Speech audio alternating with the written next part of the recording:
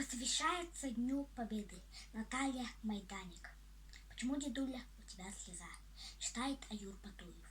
Почему, дедуля, у тебя слеза? Почему, дедуля, прячешь ты глаза? Кто тебя обидел? Можешь рассказать? За тебя я буду драться, воевать. Внучек ты мой милый, нет, не плачу я, просто вспоминаю о былых боях. Был, когда я молод, родину любил, и врагов проклятых под Москвой убил. Там друзей военных много полегло, вспоминать об этом сердцу тяжело.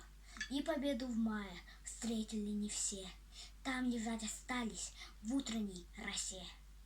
Так живи, мой внучек, и войны не знай, каждый год с победой. Пусть приходит май, улыбайся солнцу, весело играй, но что было с нами, ты не забывай. Все.